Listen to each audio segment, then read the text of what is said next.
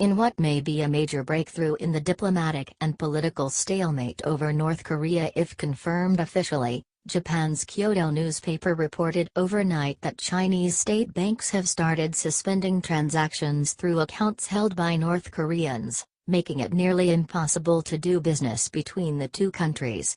Furthermore, Kyodo News has confirmed that branch offices of at least 3 major state banks, the Bank of China, China Construction Bank and Agricultural Bank of China, in the northeastern border city of Yanji have also banned North Koreans from opening accounts.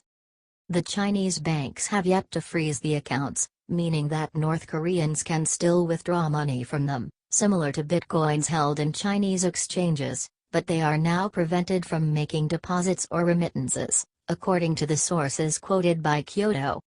This is being influenced by international sanctions against North Korea, an employee of one bank said. The bank restrictions, which the sources said from April were also starting to be put in force in Liaoning province, the main region of trade between China and North Korea, suggest that China may have become more serious about curbing its nuclear ambitions, something we hinted at last week, and it looks like North Korea is no longer playing to the Chinese script. The restrictions also appear to be intended to help major Chinese banks avoid being hit by sanctions imposed by the United States and other countries. In late June, the administration of U.S. President Donald Trump labeled a regional bank based in the northeastern border city of Dandong a foreign bank of primary money laundering concern, and unilaterally sanctioned another Chinese firm and 2 Chinese individuals for links to Pyongyang's arms development. China's reaction was understandably angry, which is why it is even more surprising that Beijing has volunteered to proceed with such a unilateral crackdown on its own. On Monday, the United States will seek to impose the toughest UN sanctions possible on North Korea in the wake of its 6th nuclear test a week ago and calling on China to do more to rein in its defiant neighbor, although according to overnight reports by Reuters, the sanction proposed by the U.S. will be watered down to exclude oil trade with China and a freeze of Kim Jong-un's assets. More details here. China, which accounts for about 90% of North Korea's official trade and is its major oil supplier, has long opposed taking excessively strict measures against the country, out of fear of triggering a refugee crisis on the border. China's official data show that its exports to North Korea of petroleum products, including gasoline and light oil but excluding crude oil, fell 75% in 3 months through July from a year earlier to about 19,700 tons. One source said the main reason for the decline was that North Koreans were having difficulty paying for petroleum product imports because of the banking restrictions. As reported at the time, in North Korea gasoline prices shot up in April and remain high. North Korean officials told Kyodo News in July that economic activity was not in a state of confusion and prices were not rising continuously. But they said the government had encouraged North Koreans to use public transportation and bicycles to conserve fuel. If China is now aggressively pushing to cut off North Korea, it will accelerate the denouement. Either Kim will crack and submit to U.S. and Chinese parental supervision, or having nothing left to lose, he will proceed with more launches and nuclear tests in hopes that the final provocation drags him and his country down in flames.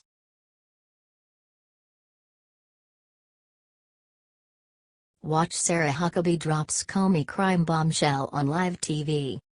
Ousting former FBI Director James Comey may not have been the best move, from a political standpoint, but it was the best move, from a justice perspective. In the latest White House press briefing, Press Secretary Sarah Huckabee Sanders accused fired FBI Director James Comey of providing false testimony to Congress. When asked by a reporter if it was a wise political decision to fire James Comey, Sarah Huckabee said it was, and explained that Comey was fired for a number of reasons, including giving false testimony, leaking privileged information to journalists. He went outside of the chain of command and politicized an investigation into a presidential candidate. Former FBI Director James Comey was fired by President Trump on May 9, 2017. There are plenty of reasons to justify the ousting of the FBI director, who only served 4 years of his 10-year term. A series of memos written by President Trump, Attorney General Jeff Sessions, and Deputy Attorney General Rod Rosenstein circulated around the White House in the lead-up to Comey's dismissal.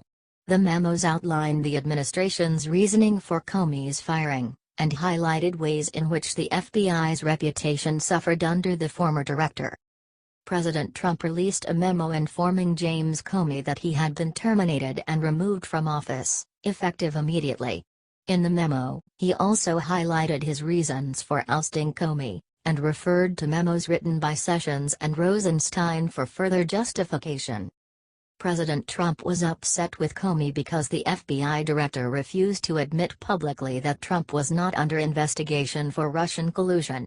"While I greatly appreciate you informing me, on 3 separate occasions, that I am not under investigation," Trump wrote, chastising Comey. However, the final decision to fire Comey was based on Comey's botched treatment of the Hillary Clinton email investigation. Deputy Attorney General Rod Rosenstein explained that Comey broke long-standing Justice Department rules when he personally decided not to press charges against Clinton. James Comey, he said, announced his own conclusions about the nation's most sensitive criminal investigation, without the authorization of duly appointed Justice Department leaders. As noted by Press Secretary Sarah Huckabee, evidence has emerged that reinforces Comey's firing. Huckabee specifically mentions false testimony, and the leaking information to the press. Just before the 2016 presidential election, FBI Director Comey was dragged before the House Judiciary Committee to answer questions about the atypical Clinton email investigation. Representative John Ratcliffe, RTX, asked Comey if he made the decision to not press charges on Clinton before or after he interviewed her. After, Comey replied with confidence. However, Senators Lindsey Graham, RSC, and Chuck Grassley, REA, recently uncovered evidence that suggests James Comey was circulating a draft of his decision not to press charges before he interviewed 17 key witnesses, including Hillary Clinton herself, Fox News reports. Finally, immediately after he was fired, James Comey leaked a document that he drafted as FBI director, wherein he suggested that President Trump was obstructing the investigation into former Advisor General Michael Flynn. However, the document was written by Comey while he was on official business, making it the property of the federal government. James Comey violated the law when he stole government documents upon his firing. He only compounded the error when he leaked the same documents to the press.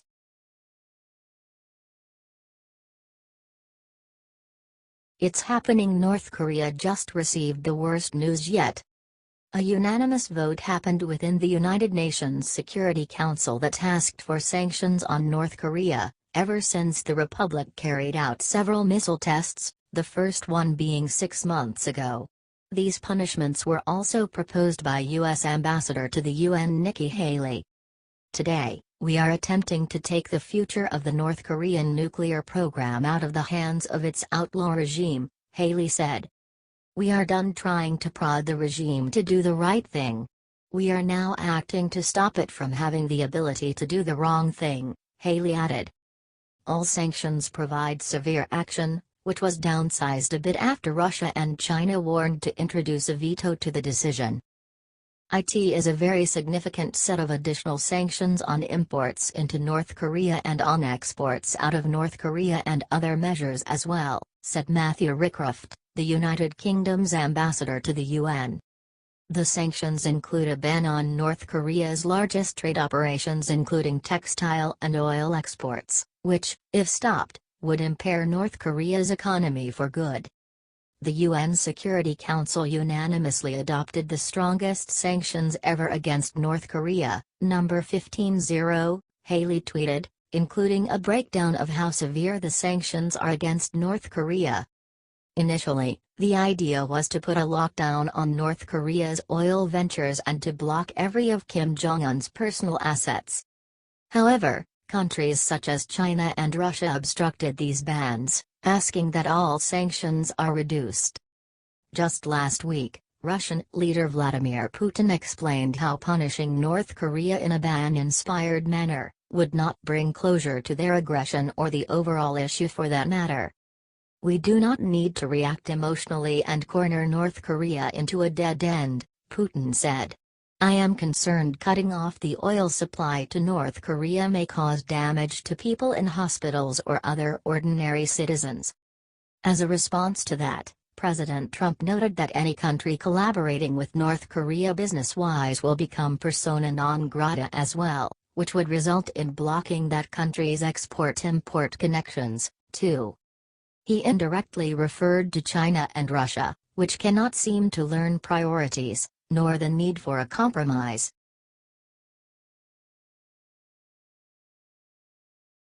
"We found him. Guess who was just arrested in Sanctuary City for massacring hundreds?" President Trump made it quite clear that not every immigrant that enters our country is an upstanding human being that's merely seeking a better life.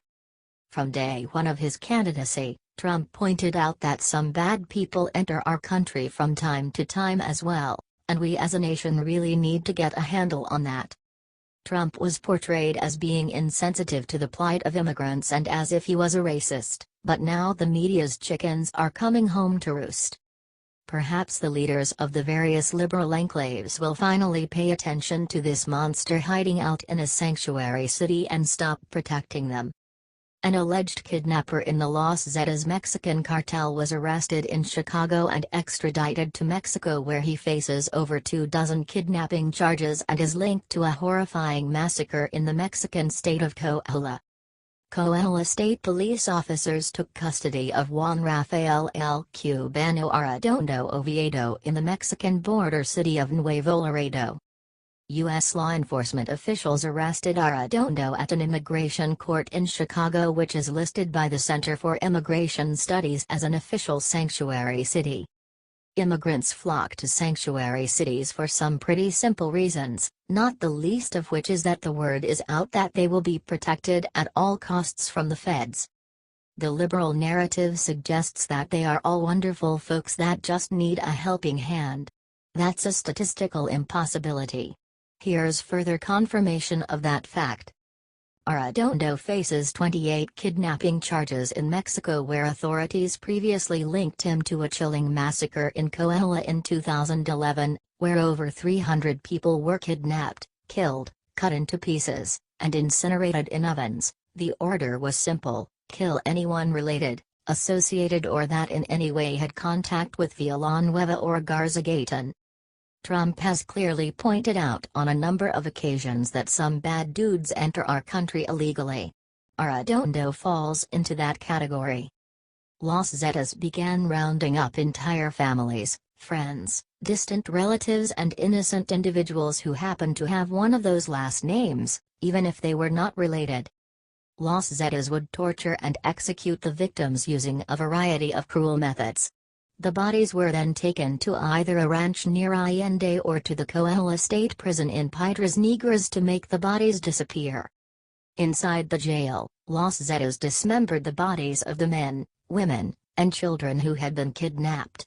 The human parts were then placed in 55-gallon drums filled with diesel oil and then set on fire. After several hours, the majority of the human remains were all gone, leaving hundreds of families without answers. The ashes were then dumped in a local creek that leads to the Rio Grande. Does this mean that every immigrant is a criminal? Of course not, but it demonstrates how we simply don't know who is in our midst when people are not vetted properly. There are plenty of folks out there that have entered the country legally and gone on to build a happy life for themselves. That opportunity is still there for folks, provided they enter the country legally. Why is that too much to ask? Because it's a time-consuming process? Because the paperwork can be onerous? None of those are viable enough reasons to completely disregard our federal laws, which leads to far too many criminals slipping through the cracks.